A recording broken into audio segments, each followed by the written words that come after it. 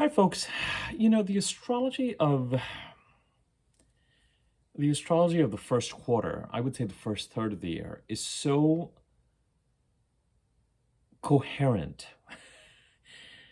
that I've been struggling with how do I start to talk about and make sense of all these aspects that the transiting planets are going to make. How do I even start to sort of the paradigm of doing a January reading, a monthly overview, and a this overview and a that overview, almost sort of very soon in a few days is just going to become relatively meaningless because starting next week, let's say starting the week of, January 6th, basically, um, all the way to the middle of April is one blob, is the best way that I can put it.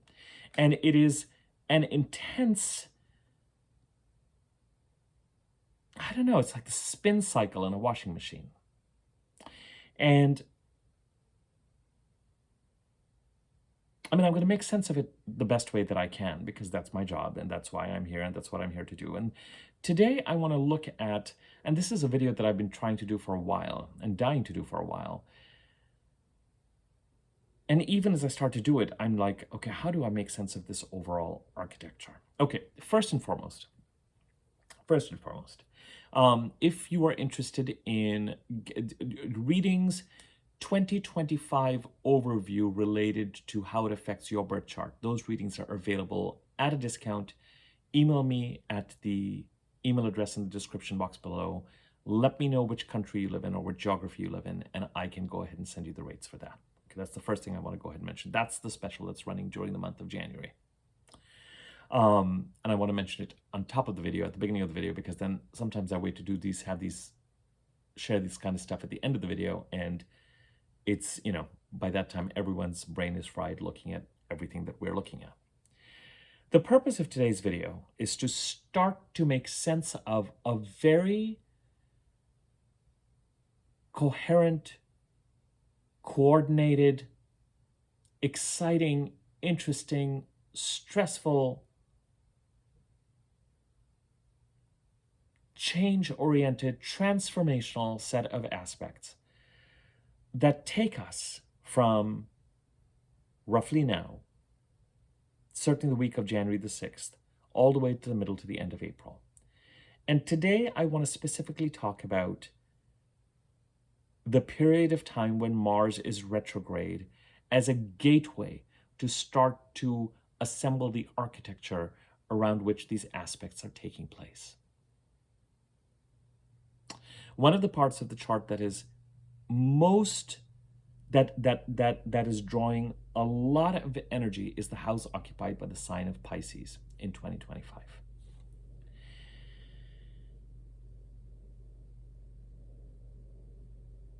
As we head into early February, the North Node and Neptune will conjunct in Pisces. And Venus, who is now in Pisces, as of today, I think, is going to spend an awful lot of time in Pisces because she's going to go retrograde on March the 1st in Aries. She's going to make her way through Pisces into Aries, go retrograde in Aries, but then come back into Pisces and then go direct on April the 13th. And this retrograde period, direct period, when Venus is in shadow, starts January the 18th. And it starts with a really... Okay. We have been talking about, my friends, an arc related to the North Node eclipses in Aries and South Node eclipses in Libra, all the way from March, April of 2023 to the end of the first week of June of 2025. And I've talked about how we may have had a sense of a direction we've wanted to move in since March, April 2023, but have not quite been able to successfully complete that journey, either just have been thwarted. It's like we wanted to move forward March, April, May, June, July, August, even into early September of 23, and then we became very clear and very conscious of what needed to be released all the way from the middle of October 23 to the end of March 24. January 20th to February 20th of 24, when Pluto entered Aquarius and conjuncted Mercury and Mars and Venus in quick succession, could have been a time when a gateway was open to start to release whatever it is that needed to be released. And then, since April 24, all the way to about November, again, it was fits and starts and delays and not quites, and some people were able to make the transformation that they needed to make as a result of the solar eclipse in Aries on April the 11th in 2024. For some people, that change may start to manifest more between March 29th of 2025, the last of the solar eclipse in Aries, all the way to end of the first week of June of 2025, when that sort of gateway really opens. But this time period, roughly between November 22nd of 24, all the way to the end of April of 25, but especially between January 6th of 25 to all the way to the end of the, is what I'm going to call the eye of the storm. Whatever it is no longer I want to, I'm trying to, I am being thwarted, I have to. And it's not a question of moving in the direction that we want, because I've told you when it comes to the eclipses, don't get too attached to an outcome.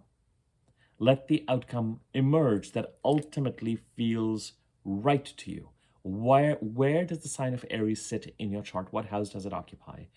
And while the North Node has been transiting Aries, and the North Node eclipses have been occurring in Aries, and the South Node eclipses have been occurring in Libra, with various dates I've given you in all the eclipse-related videos, what signs and synchronicities have you received that have been pulling you in a certain direction, releasing in a certain direction? Just remember, with the eclipses, there's just a kind of a otherworldly quality to that. There's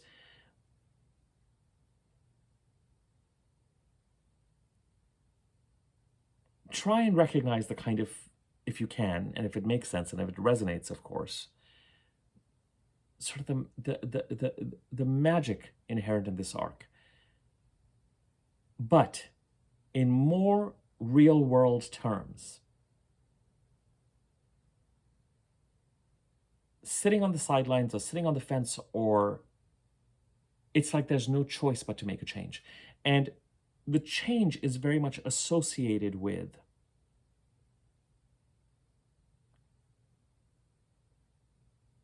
manifesting and creating what is new for us, or opportunity laden for us, symbolized by the houses occupied by the signs of Aries and Taurus and Gemini, North Node eclipses in Chiron and Aries, Uranus and Taurus, with the Jupiter-Uranus conjunction occurring on April 20th of 2024, setting up a 13-month period of change all the way to about May 20th, which, as far as I'm concerned, is, we'll just say end of the first week of June. Jupiter and Gemini ending and creating a 12, 13-year cycle there. That's where the forward movement and the energy and the excitement and the opportunity is. But the Pisces part of the chart, which has hosted Neptune since 2012, reaching some sort of an intensity of crisis, 2014, 15, but especially 16, 17, Saturn coming in March 23, looking to stabilize, structure, set boundaries, process lessons in the Pisces part of the chart.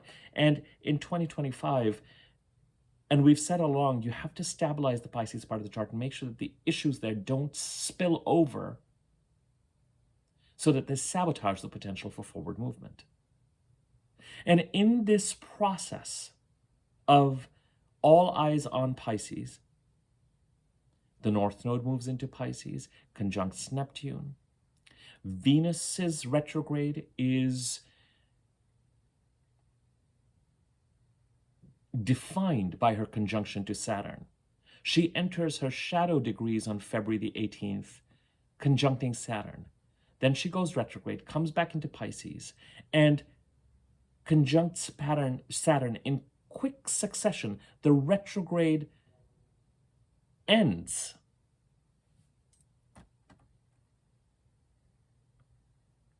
For all intents and purposes, on April the 7th, a retrograde Venus conjunct Saturn on April the 13th. She goes direct on April the 24th, a direct Venus conjunct Saturn.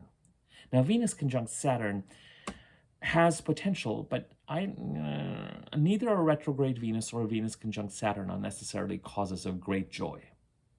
And we'll break that down. As I said, we're entering a period that is very, very messy, intense, but it's as if the universe has said, you know what? We have just got to rip the Band-Aid off. And what is so interesting about it is that you have this intensity mounting towards the Venus and Mercury retrograde around the same time in March and April of 2025. And you have Mars opposing Pluto during this time, and you have Venus conjuncting Saturn and Mercury conjuncting Saturn and conjuncting Neptune and conjuncting the North Node. These are not small aspects. It is conjunction season.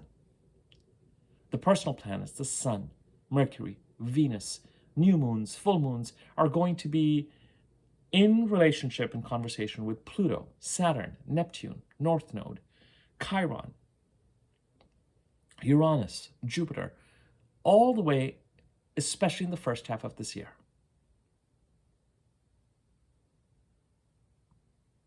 Initiating changes. But in the middle of all of this, all of these conversations, you have a bunch of trines supporting this change. So it's almost as if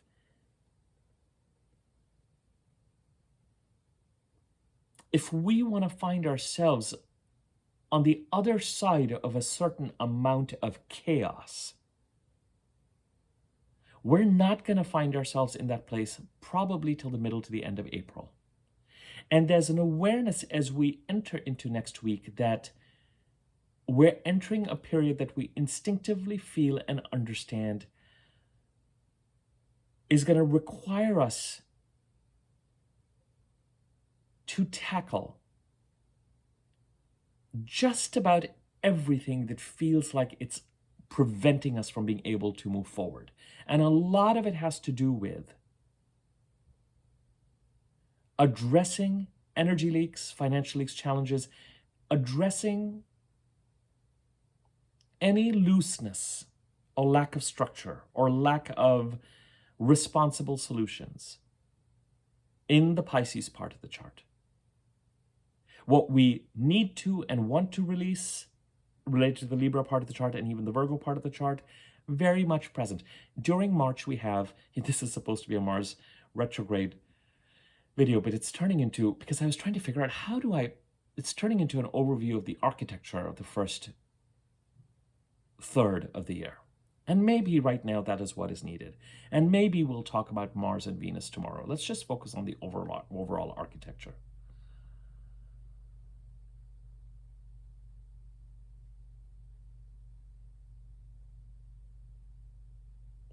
We're heading towards 2 eclipses in March. And the fact that the first of these eclipses on March the 17th,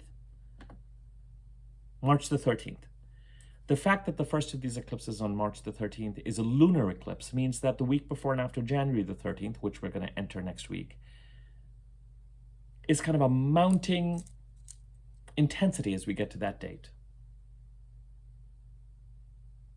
Certainly from about March the 7th all the way to the end of the first week of April, we're going to be in eclipse season. And during that time, Venus and Mercury will both be retrograde. Mars will have just gone direct, but Mars is going to be getting ready one final time direct to kind of make all of his retrograde-related aspects once again. But everything, and you can feel, it's a little bit like, and the week before and after January the 13th may really, what is it that needs to be released from in the Virgo part of the chart all of a sudden, because the first of the eclipses on March the 13th is the first South Node eclipse, which happens to be a full moon lunar eclipse in Virgo.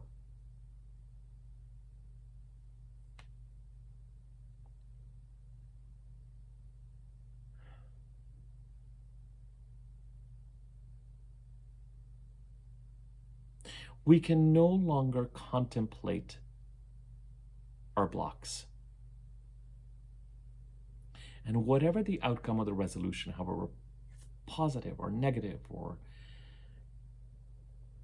however much discontent it might cause, or however challenging certain things might be, all that kind of stuff, wherever we end up,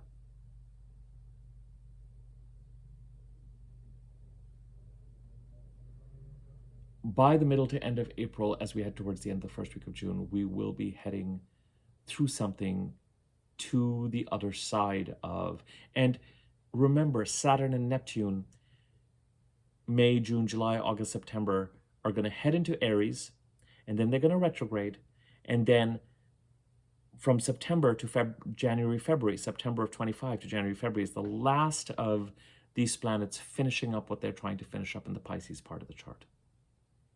And then all we've got left in Pisces are the North Node eclipses all the way to February 27. A part of the chart that has hosted a kind of intensity and chaos and an inability for us to act in a structured way all the way since 2012.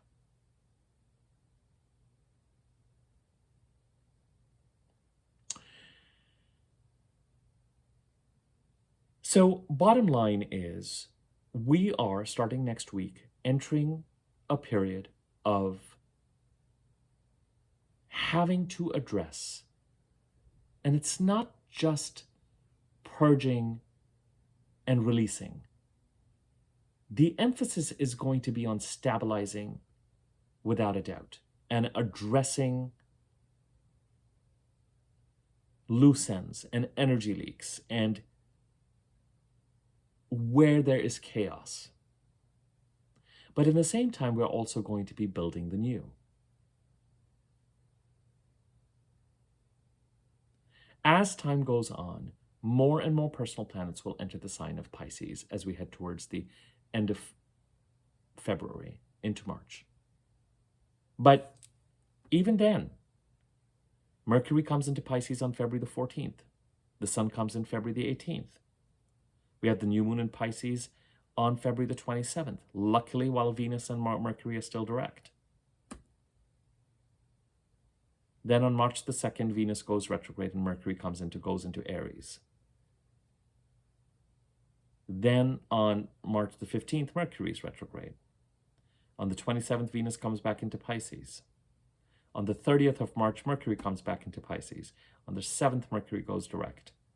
And on the 13th, Venus goes direct. On the 16th, Mercury is back in Aries. And on April the 30th, Venus is back in Aries.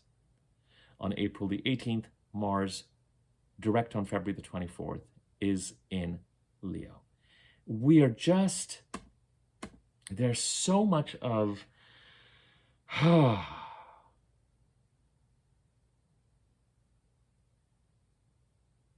the trines that are so intriguing. As we enter this March, April, in the rest of January and February, Mars, as he's retrograde, just opposed Pluto yesterday, but is getting ready for a set of oppositions. The full moon that we have on January the 13th, as we head to it next week, by the time we get to that full moon on January 13th, game on. Venus is getting ready to conjunct Saturn. And that full moon is conjunct Mars, and you have a full moon and a full Mars because the Sun in Aquarius is opposing both the full moon and Mars. Mars, as he's retrograde, initially deals with oppositions from the Sun, Mercury, just dealt with Pluto.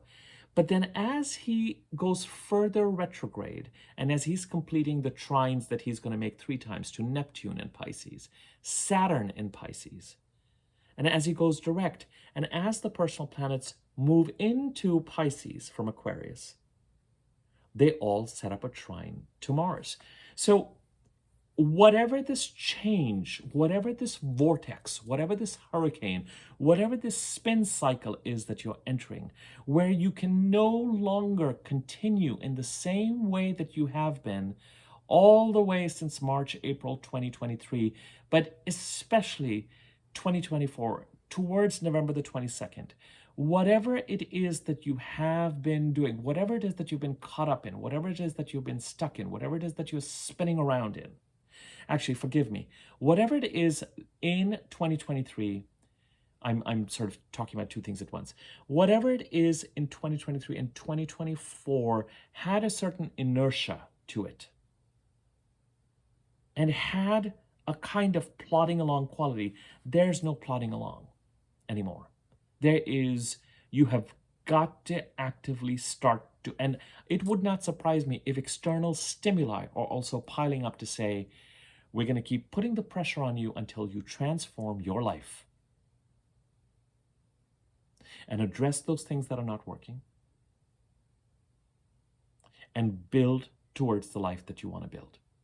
And starting next week, January the 6th, all the way to the end of April, is that time. And doing monthly overviews, and it's just, you have to look at it as one composite, with Mars's retrograde in January and February leading the way, but Venus starting to, with the conjunction to Saturn and entering her shadow degrees on January the 18th, taking that over.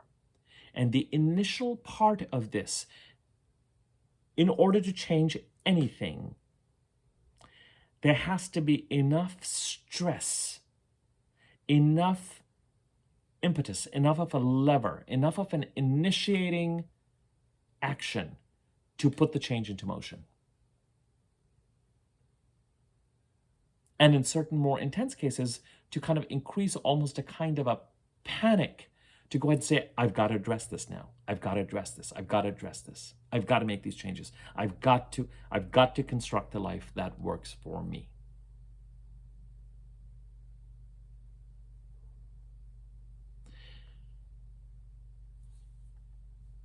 We are going to jump in and talk about Mars while we're here. On January the 15th, Mars opposes the Sun. On January the 23rd, Mars opposes Mercury. Mars just opposed Pluto for the second time on January the 3rd. On January the 2nd, he trined the North Node for the second time. On February the 9th, he's going to trine Saturn.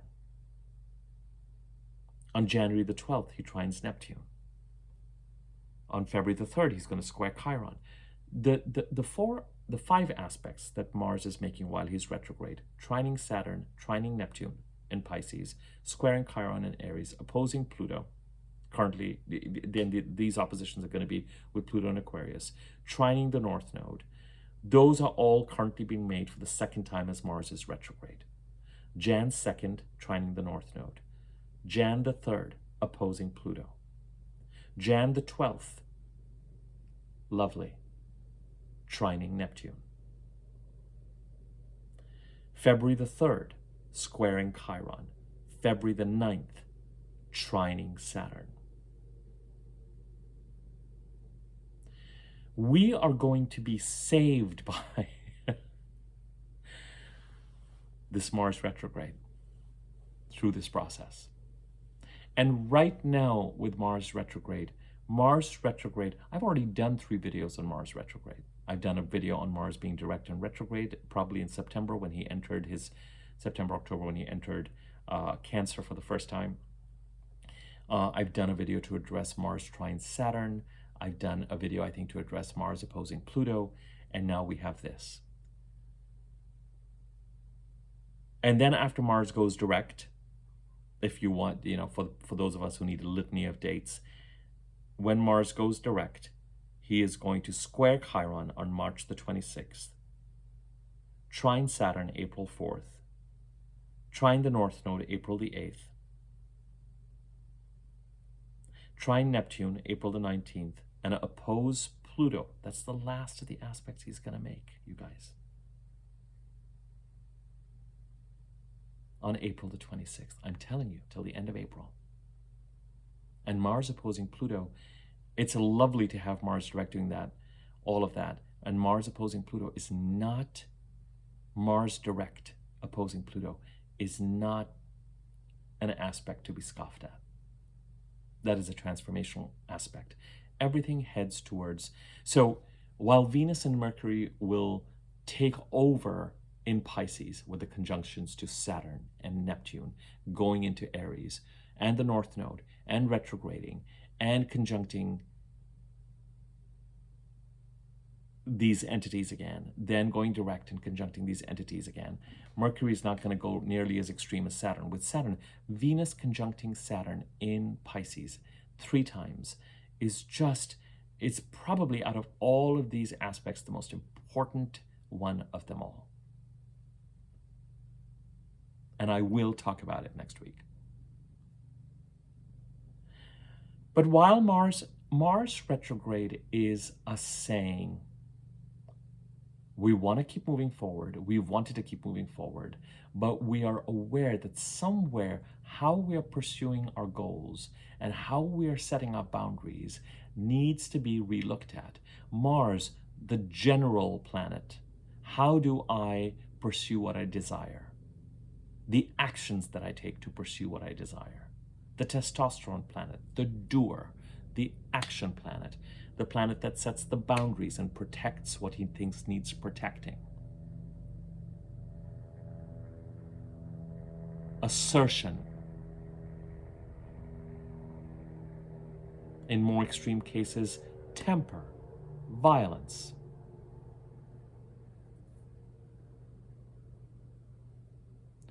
Mars, our ability to make things happen and set boundaries, has said, I thought I knew the lay of the land and I had positioned all my soldiers and all my strategies in this way. We're not ready to move forward yet. And while he goes direct February the 24th, he's going to make a set of aspects that I've just gone over for a third and final time all the way to the end of April.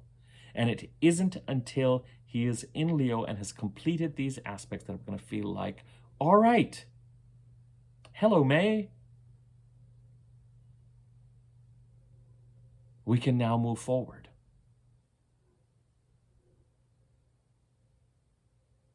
Because for the bulk of his, after he goes direct in March until the middle of April, you will have to be contending with a retrograde Venus and Mercury who will be taking care of their cleanup in the Pisces Aries end of things.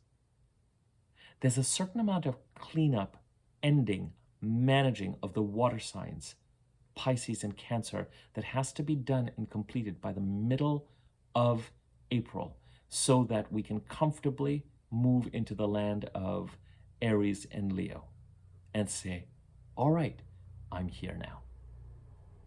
And with Mars retrograde, I've given you this analogy before, it's as if you are in the middle of a construction project. You're making renovations at home, or you're building a house, and somewhere the architect or the construction folks come to you and say, we can't continue like this.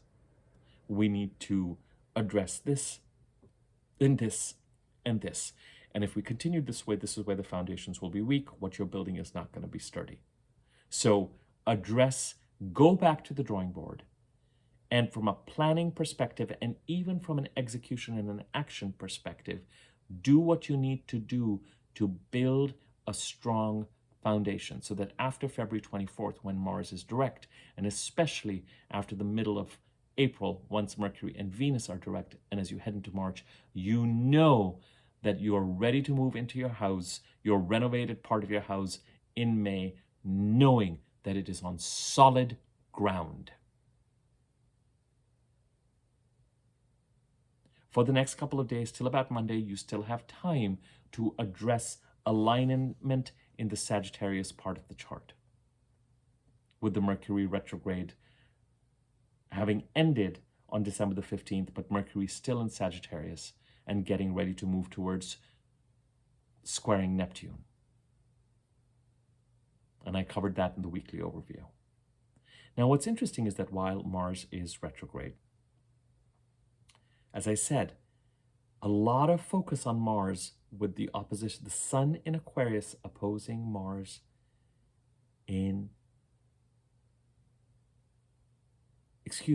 the Sun in Capricorn opposing Mars and the Moon in Cancer. January 15th, a full Mars. So we're going to become increasingly, as we head towards January 15th, more and more and more and more aware of where the cracks are in the foundation and what needs to be addressed. By the time we get to that full moon in Cancer in January, as I said, it's game on. Then Mars opposes Mercury, January 23rd. And then after that, Mars makes 3 trines.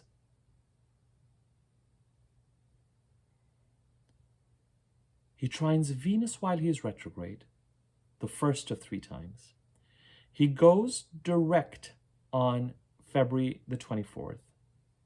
But just before him going on the day he goes direct, actually, and this is a very stationary Mars trines Mercury in Pisces on the 23rd, February 20th, the day he goes direct.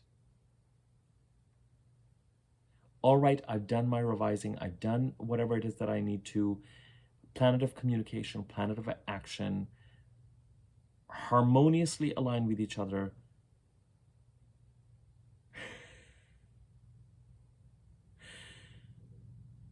Just as Mars is getting ready to go direct and Mercury's getting ready to go stationary. That is going to be one hell of a conversation between the two of them. And remember, I'm giving you these overviews right now.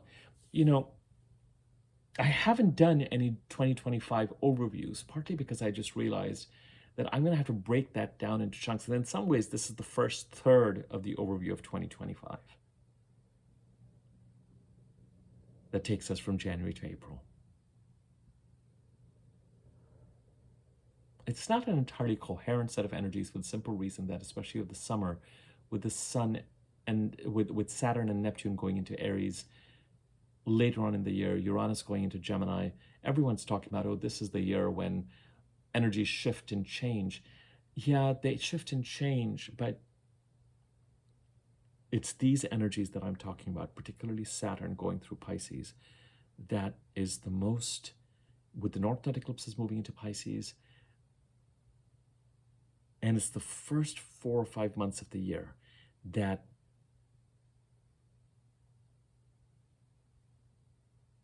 for some people, one of the most critical times in our lives. And that's not just being dramatic. Mars goes direct after trining Mercury. And then direct, he's going to trine Venus in Pisces. Actually, once in Pisces and once in Aries. April 6th and May 22nd. What is so interesting is that this time of having to deal with things, where the status quo is no longer even remotely feasible,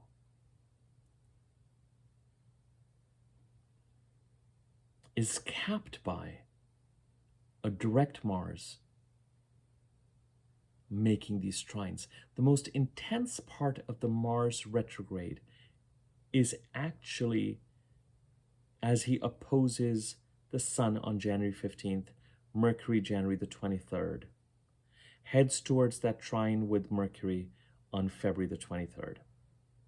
Opposes the Sun January 15th, opposes Mercury Jan 23rd, moves towards trining Mercury on February the 23rd. Mars retrogrades most intense. In the meantime, he's still trining Neptune.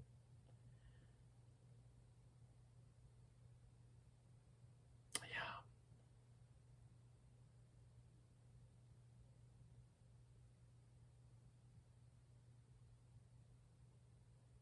Whatever intensity Venus conjuncting Saturn,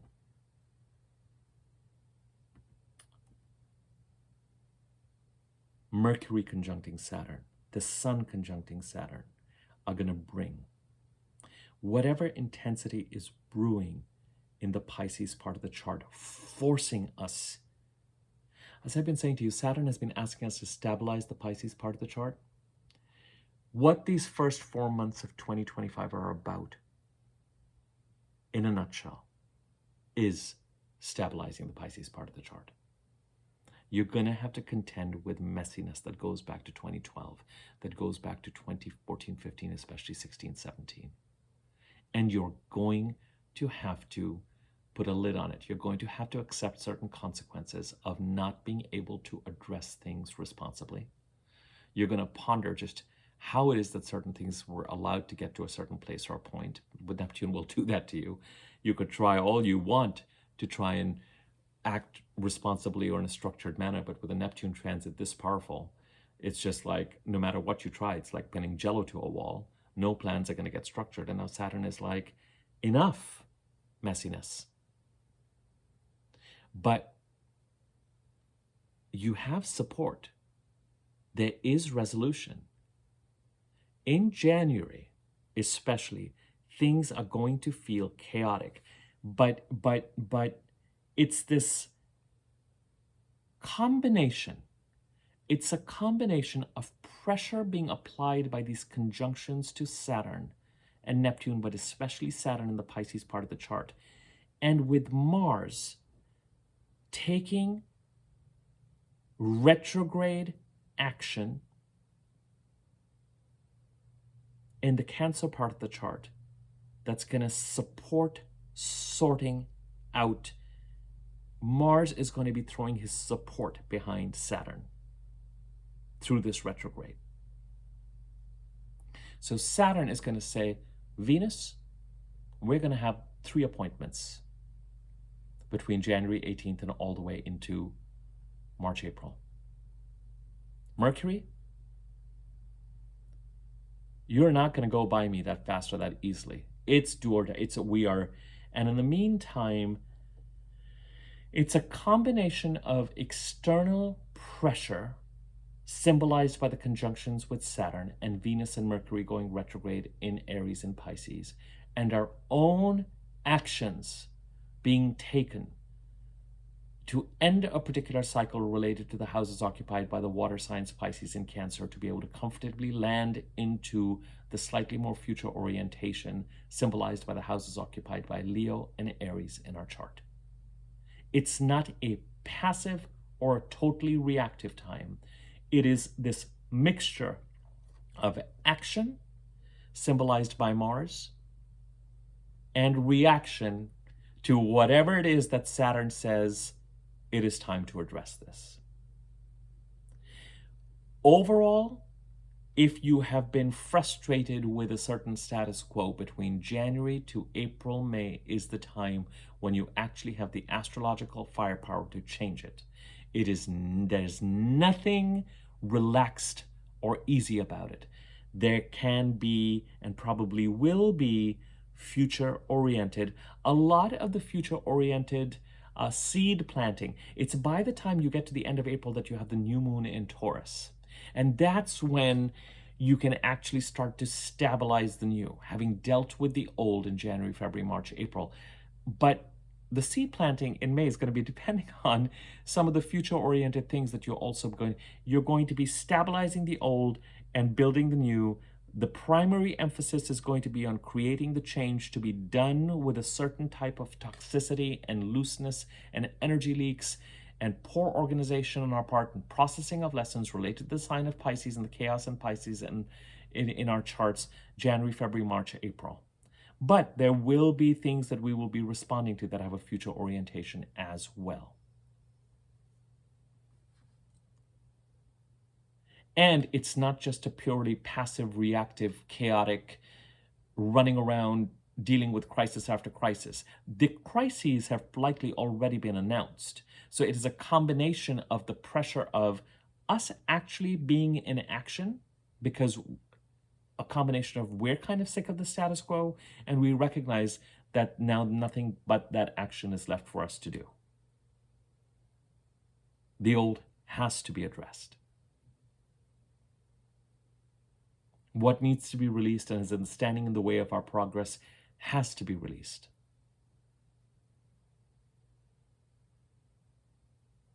Just getting to a point of minimizing energy leaks is enough of a victory so that even if outcomes are not exactly what we want, we're happy to reach resolutions and compromises just to kick certain issues out of the door. Because that in itself is going to feel like a kind of victory. Is going to feel like I don't care, I can move forward.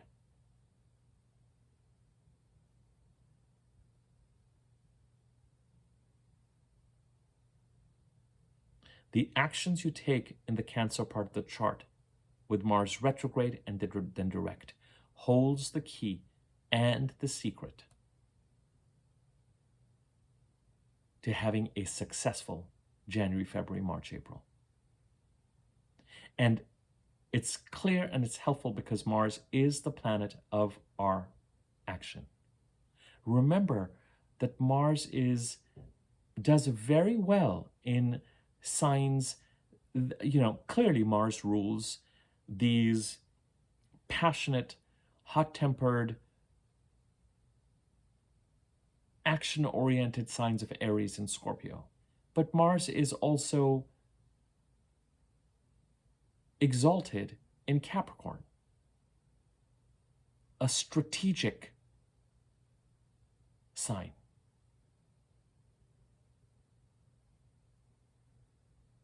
And while he is in Cancer and not having the most comfortable time swimming through these watery Cancerian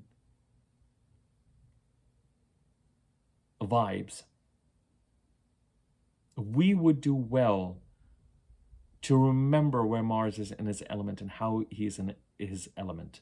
Some part of the Mars's time in Cancer and Mars retrograde in Cancer, one of the things that'll help us is to approach, we will likely, well, this Mars retrograde period is very much a purge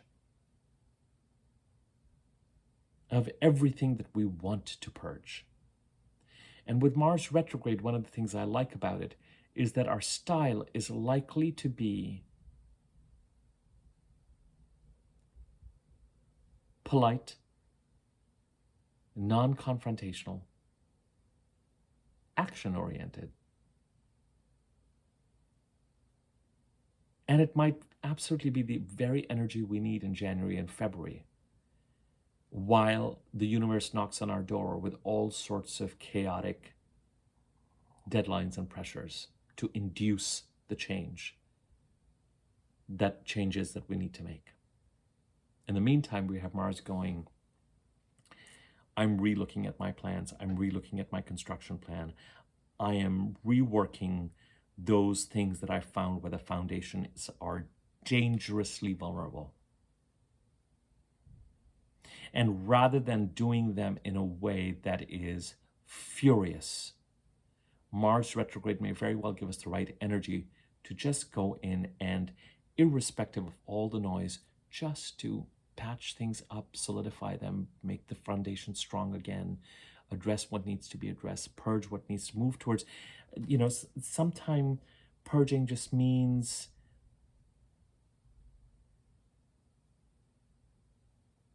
taking action that is clear, aligned, polite, accurate for us.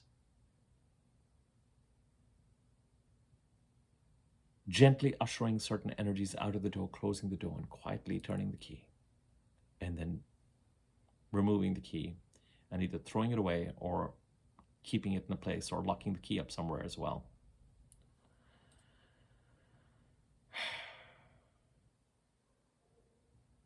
If the Venus and Mercury retrogrades between Aries and Pisces are very much around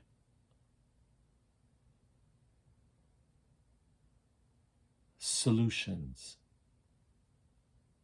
outcomes related to stabilizing the Pisces part of the chart, the Mars retrograde is very much about us being clear strategically about what we need to address before we can move forward in April.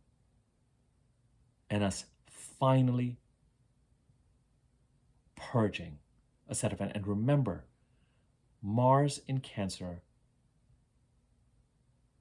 trines Saturn and Neptune, and eventually the North Node in Pisces. There's support here. There's support here. There is support here between Mars's transit, retrograde, and then direct through Cancer to the Sun, Mercury, Venus, Mercury retrograde in Pisces in March and April. But the support is symbolized by the actions we take in a retrograde manner, the fact that our own energy may be depleted. It's not an easy time, but it's the time when you may feel like, as I said, you are now in January, February, March, April, you are trying to move forward to construct the life that you want. And with this Mars retrograde and with all these aspects, when Mars was direct the first time, he was not in a place to oppose the Sun and Mercury and be full with the Sun opposing him. And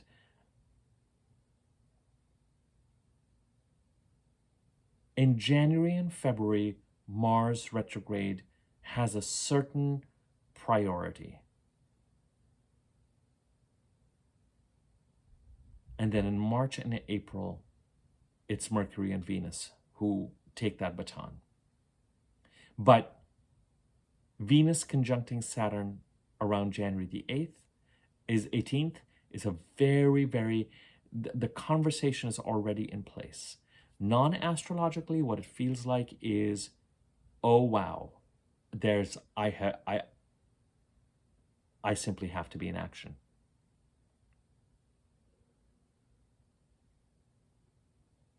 The status quo is no longer, the building has faulty foundations and the building is going to collapse. So I have got to start to fix the foundations and make them firm again. And part of that with this Mars retrograde energy is taking the actions in a retrograde, watery way, but it's taking the actions to support stabilizing the Pisces part of the chart. And some of that is addressing and moving towards solutions that will hold. And some of it is in purging toxicity.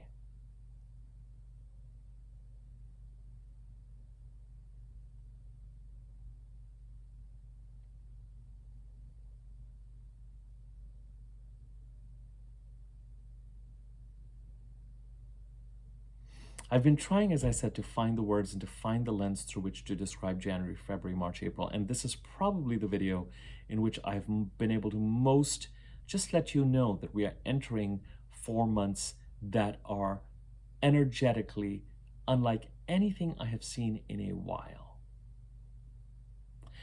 They hold a lot of potential for transformation. The good news is that there are lots of harmonious aspects to support us through the final change.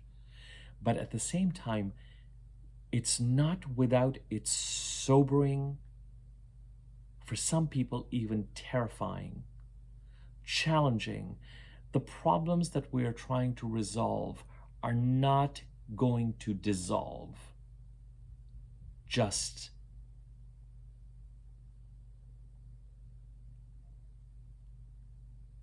with one conjunction, or with one trine, or with one square. There's a lot of, I'm approaching this the second time, and now the third time. I'm trying to build the new, but I've got to go back and deal with the past as well. This is working for me. This is not working for me. How do we create a win-win? Even if it is a glass half full, half empty situation, does it eliminate a certain kind of toxicity? But it's not, with Saturn playing such an important role. Mars touches Saturn 2 more times. Venus is going to touch Saturn 3 times. Mercury is going to conjunct Saturn. The Sun is going to conjunct Saturn. Saturn is sitting on our charts like this going. There is just no getting past me. All the messiness in the Pisces part of the chart. First 4 months. Deal with the consequences.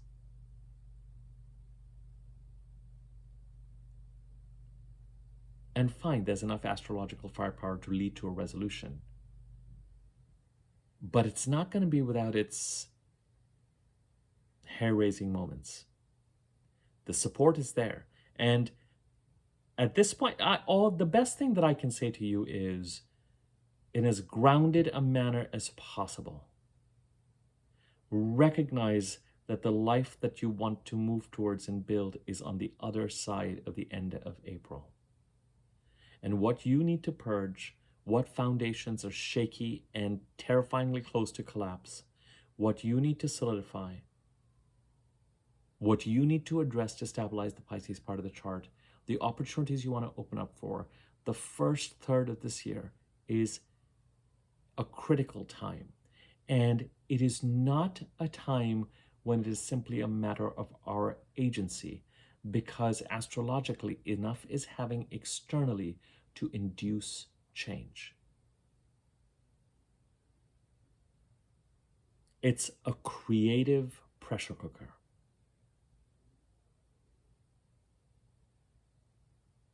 And I'm happy to report,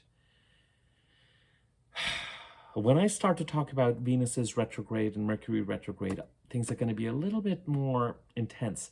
I'm just happy to know and report that Mars is retrograde, typically my least favorite retrograde. Your energy is probably feeling depleted since December 6th, 7th, when Mars is retrograde. We don't have that vim. We don't have that spring in our step. We're exhausted.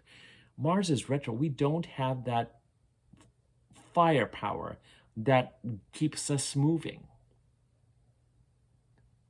But in our own kind of exhausted, depleted ways, it might be just the energy that we need to kind of start to purge certain things. January, February, Mars retrograde, lot of priority. Around February 24th, when Mars goes direct, let's say that Venus and Mercury take over. But Venus conjuncting Saturn on January the 18th kicks things starting next week, because it's not going to be January the 18th. Starting January the 6th, it is transformation time. And it will have its terrifying moments for some of us. All right, I'm going to leave it at this. We know that there's a life that we want that is waiting for us. And we know that we have to tackle certain big things, particularly in the Pisces part of our charts. Action taken in the house occupied by Cancer is going to support that. Identifying faulty plans. Mars retrograde, number one thing is we can't move forward. We can't move into the house. We can't complete the construction project. There are significant problems and issues with the foundation that need to be addressed. What needs to be purged? What needs to be closed out? What needs to be strengthened? What needs to be removed? What needs to be shored up? And what actions do you need to take in the Cancer part of the chart that will support everything that you're trying to stabilize in the Pisces part of the chart? And certainly as we head towards that full moon in Cancer in about 10 days' time, it is all going to be present and in front of you.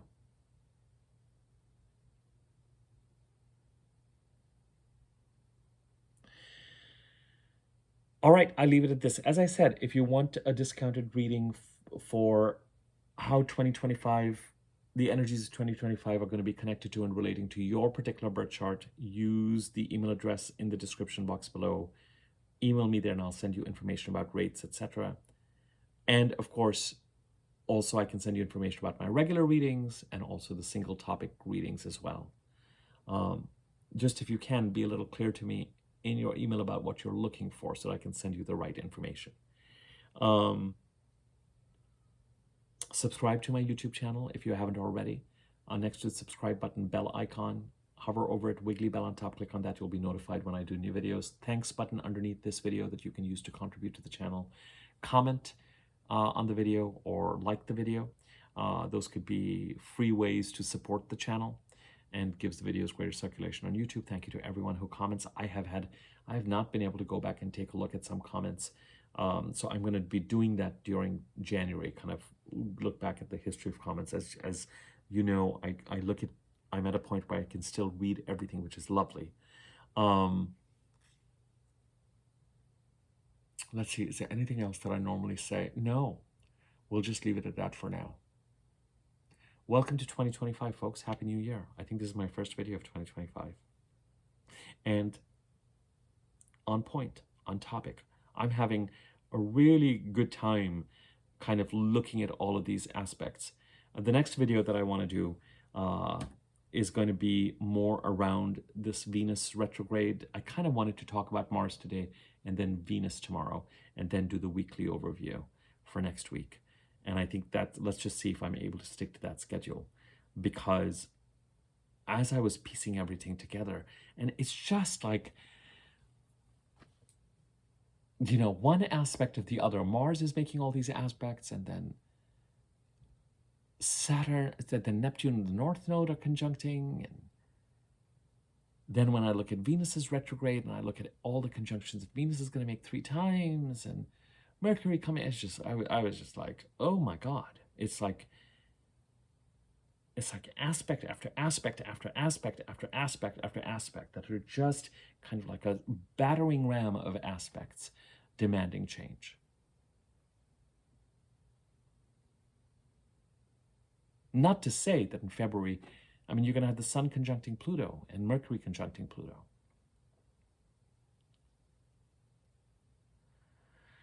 All right. Well, we will look at this step by step by step. I do not want to do a January overview, because there's no point. I have to group these aspects thematically. Otherwise, it's just going to be like Mars squares Neptune here and trines here and Venus conjuncts this, and it's like, what does this even mean? I think what we have to focus on is the larger architecture. North Node, Neptune getting closer to conjunct, and we will talk about that. I can't talk about everything in one video. We're already at an hour. Let me just establish the overview for you here, and we'll break everything down. North Node, Neptune getting closer and closer to conjunct in Pisces. Venus moving into Pisces, moving towards conjunction to Cancer. That conjunction becoming prominent as we look at the full moon and a full Mars in Capricorn in the middle of January. Mars making his aspects as he's retrograde. Mercury and the Sun and the new moon and the transits through Aquarius gaining a certain amount of prominence, trining Jupiter. Even in Capricorn, let's not forget that we are in Capricorn season and in the month of Capricorn. Let's not forget that for January. And let's not forget that the Sun and Mercury are going to be moving towards trining Uranus. And indeed, that trine is going to be very prominent as we head to the middle of January with that full moon as well. The full moon in Cancer, you have the Sun trining Uranus, and you have the moon and Mars trining Neptune. And the Sun trining Uranus, followed by Mercury trining Uranus, is forward-looking energy moving you in the direction that is right for you. So there is that kind of forward-moving, opportunity-laden energy as well. An overview is just right now going to sound like a list of aspects that have no coordination. There's an overall architecture to this change that we've been building to this time. And the new moons and the full moons during this time are just so actively part of the conversation. When I did the Capricorn new moon video, I think that was the last one that I did, I said that the new moon in and of itself is unaspected. Of course, the sun moon conjuncting is an aspect, but the new moon in and of itself is not making, it's a gentle way to come into the new year that puts a certain amount of wind beneath our, wind behind our sails.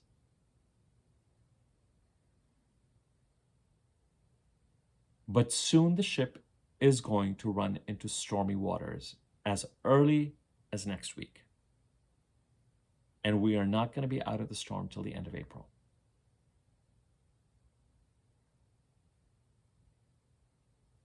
And it is going to be stressful. And it is going to be full of opportunity to move towards creating a life that we want to create. But it has the potential for some people to be quite dramatic with regard to what you're going to decide to cut, what you're going to decide to purge, what you're going to decide to invest in, what you feel you have the time to spend in.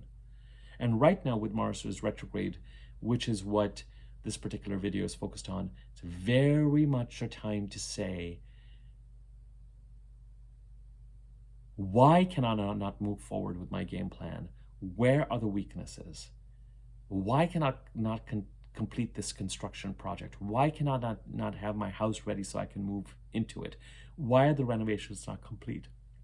And there's absolutely something about be totally present to faulty foundations that need to be fixed and repaired. Because if you ignore those and you move towards building something and thinking that you're going to move into it by the middle of March of April, that whole structure can collapse. And you're not going to have much of a choice because responsibilities are already knocking.